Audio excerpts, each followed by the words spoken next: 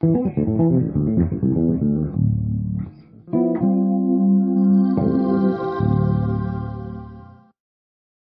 a previous video, I've talked about a training method that enables you to start applying everything that you learn to the music that you want to play. So today what we're going to do is we're going to take a line from my new book, Chord Tone Mastery for Electric Bass, and I'm going to walk you through a portion of this process. So with that in mind, grab your bass and let's get started.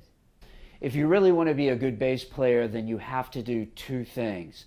Listen to a lot of music which varies in style and start developing a vocabulary in Western music. If you haven't got my new book, Chord Tone Mastery for Electric Bass, then click over here and get your copy now, because this book is jam-packed with vocabulary. What we're going to do today is take one of the ideas in the book, and I'm going to show you how you can take this line and practice it from zero to hero. Hero being the level at which you apply it to the music that you want to play. So the line that we're going to take from the book is number 1, and it is a 3-note inversion. So it's taking an arpeggio and playing it in 3-note sections.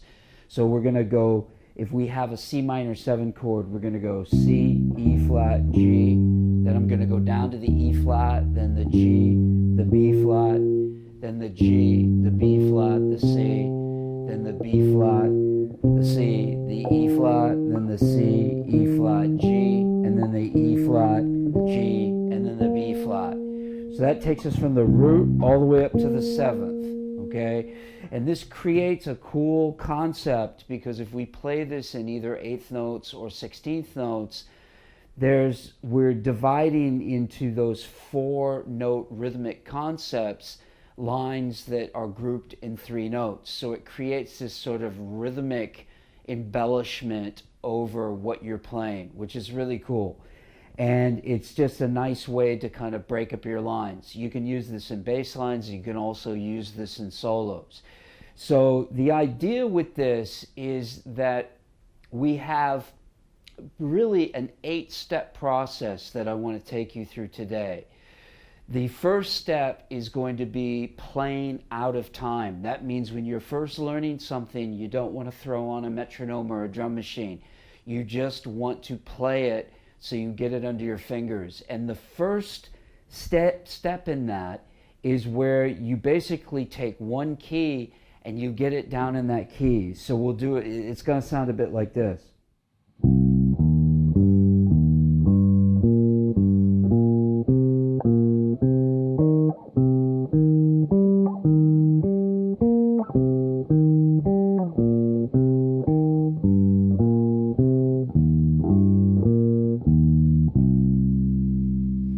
So there you have the line in question. Now, the thing to start thinking about is how you're going to feel the rhythm, because a lot of people will feel this in groups of triplets because they're playing 3-note patterns. This is going to be easy to feel because you're feeling everything is coming on the beat after every 3 notes. But what you want to start to do is feel this in 8th notes and then bring it up to 16. So we're just going to take it right into 16s. So if I'm playing in 16s, it's going to be 1 E and 2 E and 3 E and 4 E and 1 E and 2 E and 3 E and 4 E and that fits nicely into that little segment there. So one of the most important things with this is that you just get comfortable in every key. So you would then, out of time, want to go and take this to the next key. So you'll see in the book the next key takes you through the cycle of fourths, so the next key is going to be F. So we play the same thing.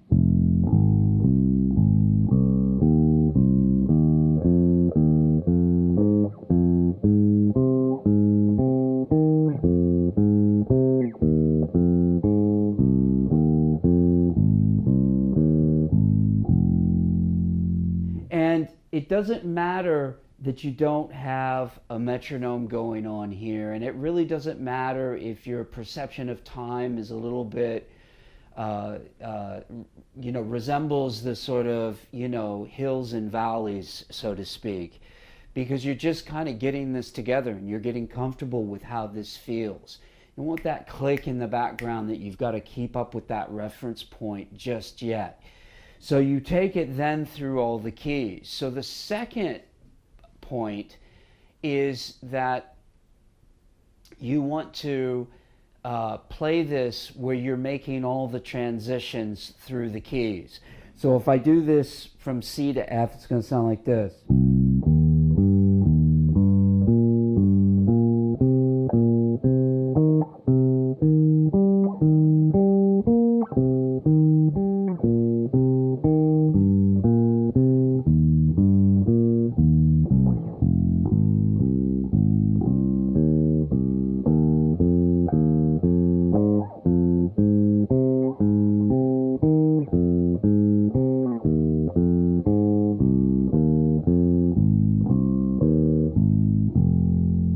From there, I'd segue straight into B flat, and then after that, E flat, and so forth.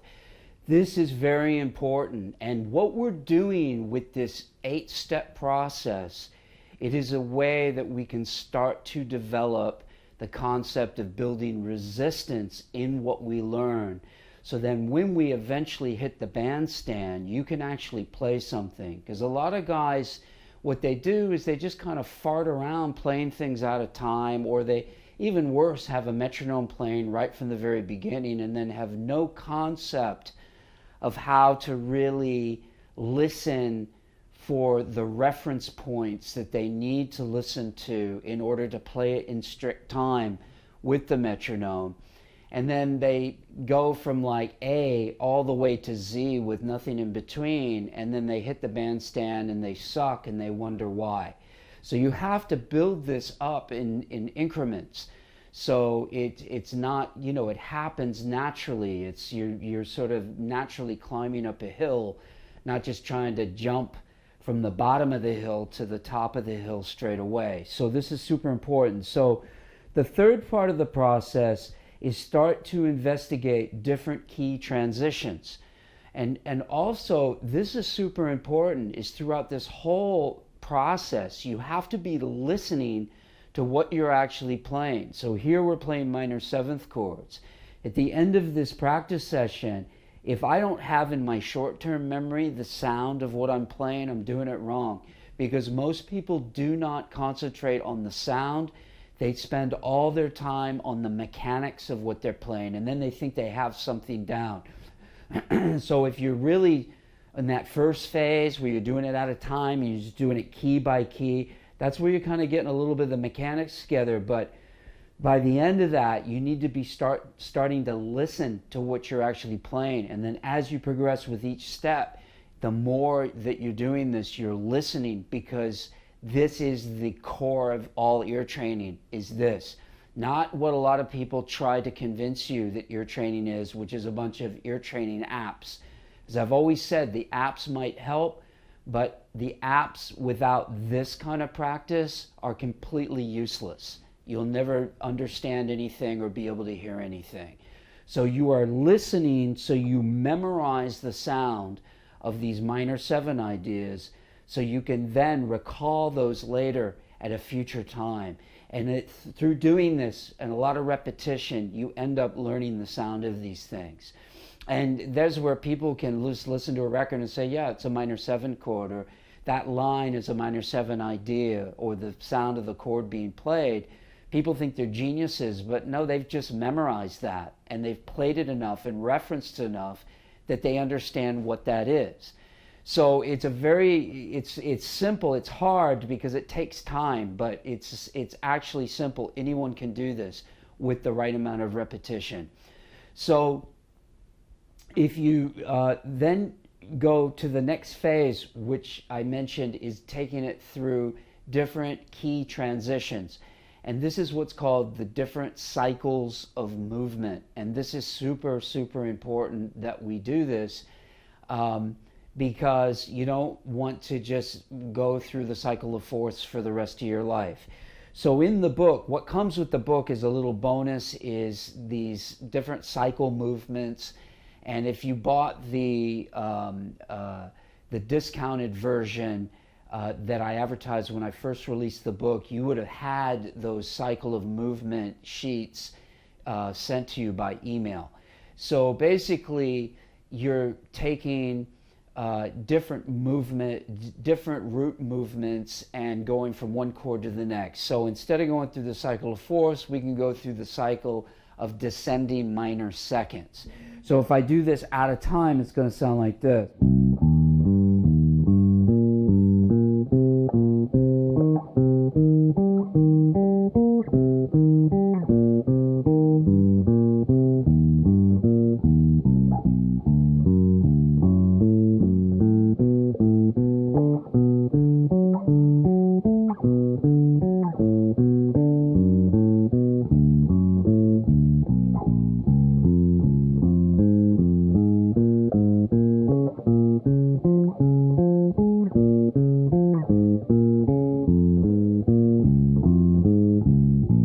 And while I'm doing this, I want to be aware of what chord I'm actually playing. So when I transition from C, B minor, and so forth, and then I go down a half step, B flat minor, I want to be saying that to myself so I can really understand as I'm playing it what I'm doing, so it doesn't just become disconnected patterns. This is really important. Now, the next phase is we're going to put on a metronome, and we're going to do this sort of same thing. So what I'm going to do in this next example is I'm going to play to a metronome, and I'm going to play transitioning through the cycle of minor thirds starting on G minor 7.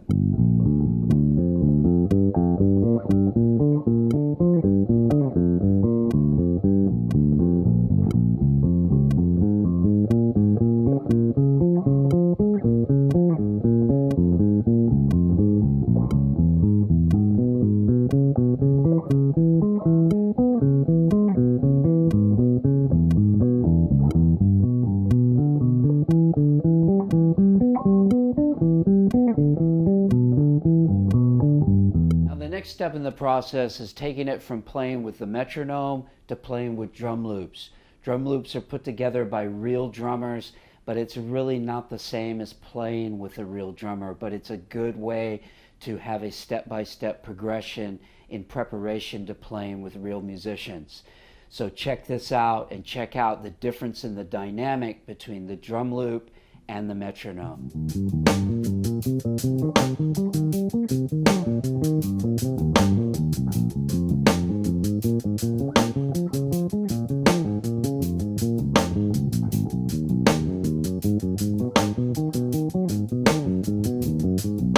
Now in this next phase, what we're going to do is pick up the pace a little bit and play along with a backing track. Now what I'm doing while I'm playing along with this track is I'm trying to interact and make music out of this line now. This is the point where I get to be a hero.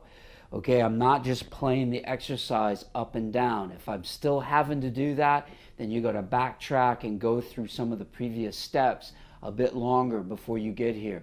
Listen to how I punctuate this exact line. I'm not using anything different than what I've showed you in this, but I'm punctuating this in the beginning and the end with some different C minor 7 ideas that's really making music out of this. There's a lot of guys that say to me, wow, you know, I'm practicing all this stuff, but I just can't wait to explain to me how I'm going to ever use this. You have to have some creativity. What listening a lot does is it gives you a benchmark of what to listen for and how to emulate people that have played things before you have thought about playing these type of things. So you can kind of copy the concept a bit, and it gives you ideas of how to put things together. It also, listening a lot really inspires you to sit down and write out some lines. So you could sit down and actually write out something similar to what I'm about to play over this backing track, so you can kind of practice it a bit and then work the actual exercise into what you play. So check this out and check out how this brings out a whole new dynamic.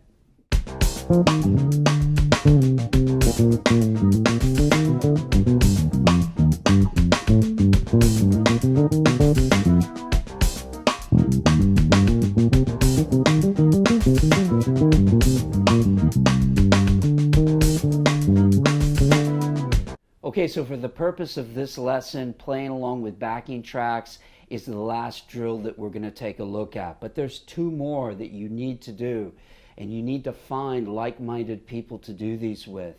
The next one would be what I call partner drills, where you should, as a bass player, be getting together, partnering off with a drummer to work on specific things, work on grooves, work on different styles, work on solo sections, work on playing tunes, do loads of different things. People these days only get together and play with other people if there's a prospect for a gig or a wedding gig or a pub gig or something like that where they're going to get paid a little bit of money. What you need to do is do these partner drills in preparation to any performance. You don't want to just go from practicing in your bedroom to trying to play in a real band. It's going to be a train wreck 9 times out of 10. So if you start to get with other people and do this, it's going to be super beneficial. The thing to do is to get with a drummer, like I said, and then also partner off with either a guitarist or a piano player so you can actually play through some tunes and you can hear the harmony outlined and then have that interaction. There's this little interaction that you learn, this adaptation between playing with real people that you cannot learn by playing with a metronome, drum loops, or backing tracks. You just can't do it. You have to play with the real thing. So the next stage from the partner drills is ensemble playing, and that's where you put together a rehearsal band and you practice playing through tunes. So many times, again, people don't do this anymore. I always tell people that when I first came to the UK, I put together a rehearsal band. It was called Hubbard's Cupboard eventually. In the beginning, it was just a rehearsal band to play my creative material. It took us about a year before we even got any gigs because we weren't looking to get gigs. We just wanted to play. It was a creative outlet. And I had the best musicians in London playing with me, and it was an iconic band. We ended up getting a record deal after about a year and a half and did 2 records and, kept that band together for quite some time.